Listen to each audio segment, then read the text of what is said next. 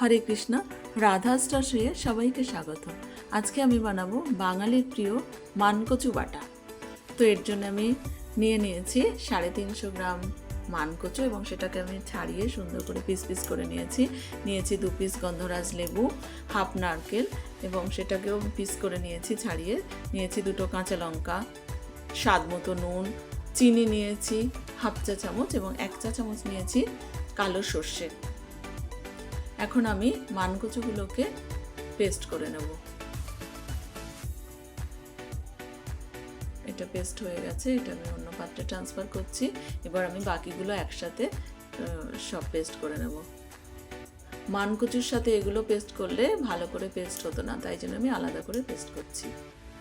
আপনারাও এইভাবেই করবেন।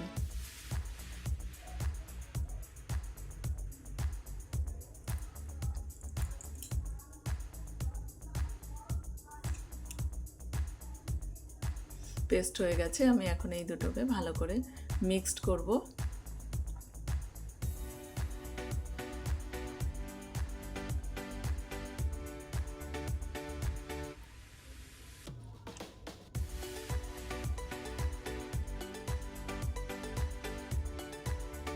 এখন আমি দিয়ে দিলাম 1 টেবিল চামচ কাঁচা সর্ষের তেল এবং 2 টুকরো লেবুর পাতা এবং 2 টুকরো লেবু, গন্ধরাজ লেবু, এবং এটা আমি 20 মিনিটের জন্য রেখে দেবো ঢেকে।